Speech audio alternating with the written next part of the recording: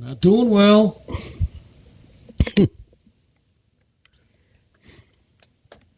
He said, so you don't want me to call until 10.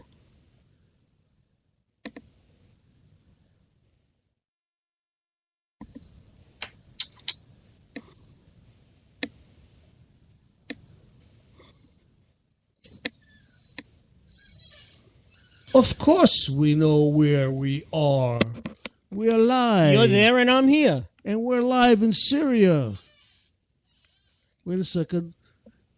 That's one place. I wouldn't want to be there. It doesn't look like Syria. I mean, even Brussels is safer than Syria. Not by much.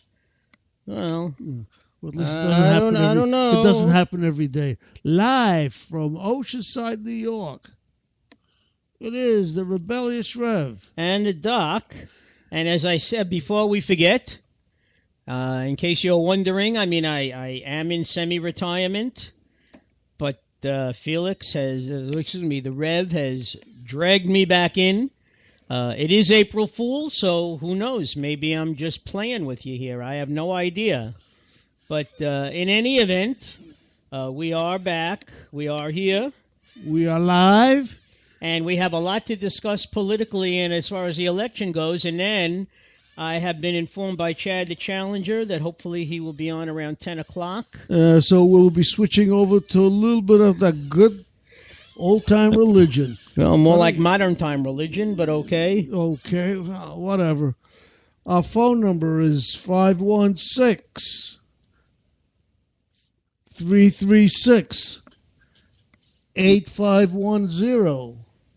That's very true. And if you're listening to us on Blog Talk Radio, don't call on our regular Blog Talk Radio. It seems to have some glitches with our system. And since we are still in beta, we've been in beta now for 3 years.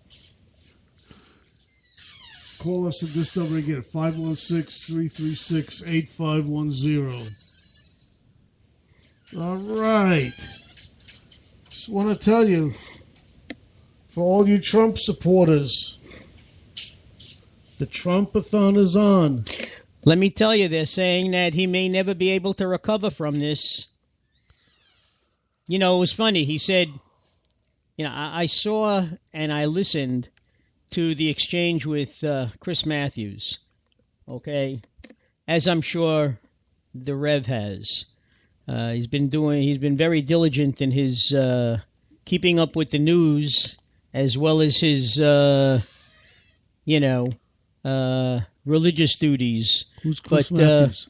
I mean, the man, I don't know where he finds the time. He says, well, you know, there's only 26 hours in a day, you know. Yeah. But in any event. If you want to know what my schedule is like, I can tell you. No, I'm in the middle of talking here. I'm talking here. You're always talking here. Well, that's why you have me on the show, don't you? Yeah, that's true. All right, so don't knock it. But truth be told, ladies and gentlemen, Trump, after he said what he said, okay, he tried to walk it back by saying that, well, things were edited. Well, I have news for you. The town hall meeting with Chris Matthews was live. Nothing was edited. I never heard him say anything was edited. Oh, I saw it in the paper, you know, in one of the internet blogs. He was trying to walk it back. Nothing was edited. All right. I heard him say that he made a mistake and it was the doctor should be arrested for the... Well, he did say that after the fact. Exactly. Okay, but the point is, usually the first things you say, it's like when you say something in the heat of an argument, when you're angry, or if you say something as a joke, chances are it's true. Okay, and you try to walk it, and not just him, everybody. You know, you try to walk it back, you try to explain and say, well, I really didn't mean that, well, blah, blah, blah. Listen, if you follow the logic of Chris Matthews, and you're really not following what's going on, it's now illegal to have an abortion. It's against the law. What are you talking about? No, that's what Chris Matthews said. It's now, imagine it's against the law. Oh, imagine. You didn't say imagine. Well, that's what he said. He didn't say imagine either, but he said, but that's what he said. I guess, well, Chris Matthews said, yeah, who would you punish? Are you saying you would punish the woman? No, what he said was... And then he said, somebody has to be punished. Well, he said if it's against the law, which it isn't, and now it's a different situation, it's against the law, you're not allowed to have abortions. A woman goes to a clinic. It's against the law. So who's going to get punished for it if they break the law? But you know something? Something else was brought up on Lawrence O'Donnell's show. Okay, The Last Word. Yeah, a few years when the Donald was still single, and he was dating Marla Maples, and he happened to say something to her about, boy, I'm really glad that you use your diaphragm, okay? And somehow she got pregnant, and he said, okay, geez, what are we going to do? Okay, by that statement, as long as Roe v. Wade is in effect, a woman has a choice. Exactly. Okay, but what Donald wants to do is take that choice away from women, except in cases of rape or incest. Well, it's not Donald. It's the whole movement, pro-life No, movement.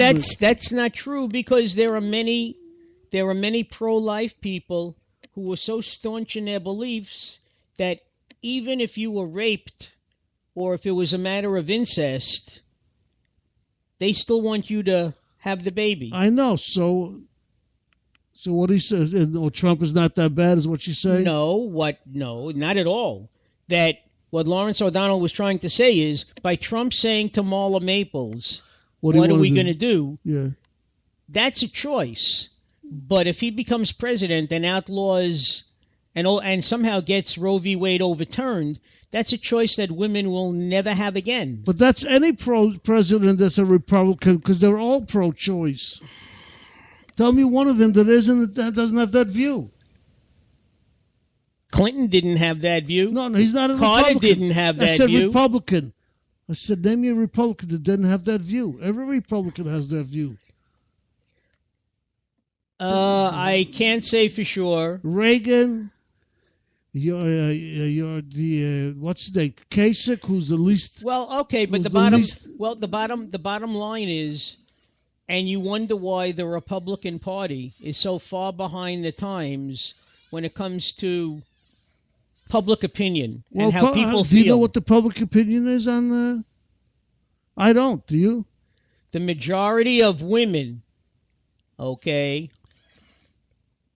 feel that it's a woman's choice what she does with her body, and the government and especially men should not tell a woman what she can and cannot do. Okay? Man can't. The law is going to tell him if for some reason it gets changed, which I don't think it ever will. I mean, the bottom line is the bottom line is the truth of the matter. Yeah. Is that go ahead. If a woman chooses to have an abortion, if she chooses to abort the pregnancy, we have a call. But if a woman chooses to abort the pregnancy while it's legal, that's something that she and or the man she was involved with, but especially her, that she has to live with for the rest of her life. Okay? Now, maybe she can't afford to go through with a pregnancy. Maybe giving the baby up, to a surrogate family is not a matter of choice. Okay? Leave it by your local fire department. Felix, you're That's a man. the law. You're a man, and that's why you're saying these things. I'm saying it because that's the option that you didn't say yet. That's one of the options you have. Yes, I know. And how many of them actually leave it by a church? Well, no, or they a leave police department or a they fire leave it in the department? garbage can instead. Well, I'm not saying that's right. Believe me, I'm not saying that's right. All I'm saying is if you do have a baby and you don't know what to do with it, leave it by fire department instead of putting it in a garbage can. Well, for the most part. Hi, Lisa. How are you? Women. Hey, you sound great. I know what? Of course I No, do. Of course.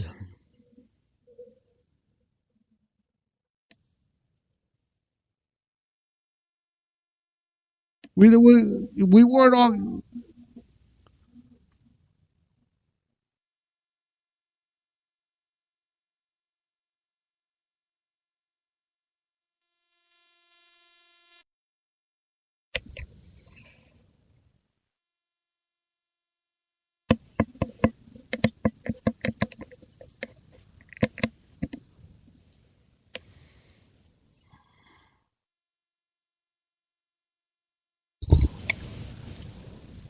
No, no, abortion is legal. No, you mean if they take it away? No, abortion is legal now.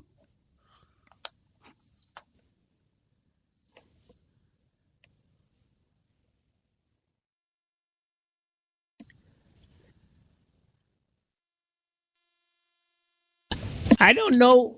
I don't know if any woman could possibly, after something like that, forget about what he said about women in the past, but by saying that somebody has to be punished, and Well, Chris, it was a hypothetical situation. no, but Chris Matt,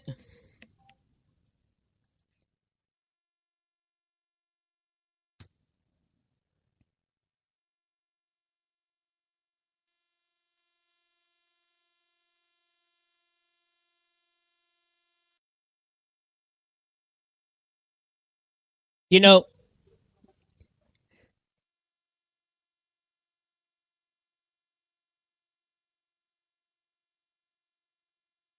Elisa, your friend Cardinal Dolan and the Catholic Church, now that you're Catholic, has said that you love the sinner and hate the sin. The bottom line is, even the Pope has said, while he can't really condone of abortions, he can understand what would drive a woman with no other choices to do something like that. Okay, and he religiously and morally forgives her. But as I said before, this woman has to live with her choice for the rest of her life. It's like the woman who gives birth and gives the baby up, and now you find that, adopted children or parents or a woman who has given her child up for adoption 20 years later is searching, they open up the records and they're searching for the child, you know, and the children, the adopted children, for the most part, and I say for the most part because some of them don't, they may understand why their mother did what they did, and it's probably the hardest decision other than abortion that she'll ever have to make.